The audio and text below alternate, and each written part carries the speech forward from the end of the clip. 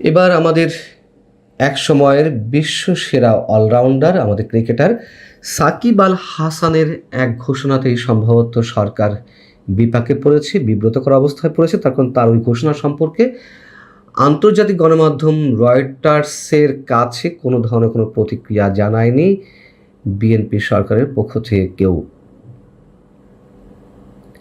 এবং সাকিবের ওই ঘোষণা আন্তর্জাতিক মহলে কি বার্তা যেতে পারে সে বিষয়ে পরে আসছি।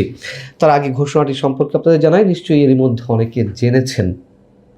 তিনি আন্তর্জাতিক বার্তা সংস্থা রয়টার্সকে দেওয়া এক সাক্ষাৎকারে বলেছেন যে সরকার যদি তার নিরাপত্তা দেয় তাহলে তিনি দেশে ফিরে বিচারের মুখোমুখি হতে প্রস্তুত। তিনি বলছেন যে আমি দেশে ফিরে আদালতের বিচার প্রক্রিয়া সহ যা যা করার প্রয়োজন সবই করতে প্রস্তুত। আমি জানি আমি কোনো অন্যায় করিনি, তবে সরকারকে আমাকে নিরাপত্তার ব্যবস্থা করতে হবে।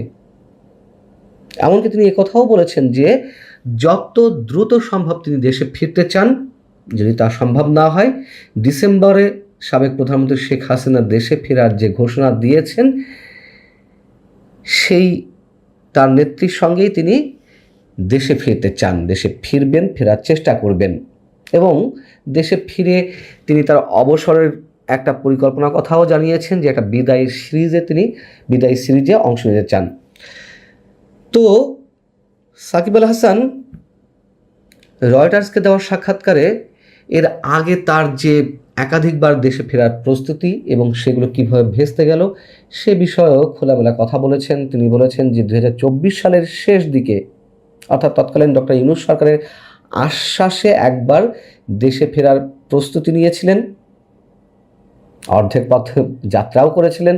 যুক্তরাষ্ট্র থেকে তিনি যখন দুবাই পৌঁছান তখন তিনি জানতে পারেন যে তাকে নিউ ইয়র্ক ফিরে যেতে হবে, তার কারণ তাকে দেশে ফিরতে দেওয়া হচ্ছে না। তিনি মন্তব্য করছেন যে 12 ঘন্টার মধ্যে আসলে কি ঘটে গেল আমি জানি না। এরপর আরও একবার তিনি দেশে ফেরার প্রস্তুতি বা পরিকল্পনা নিয়েছিলেন,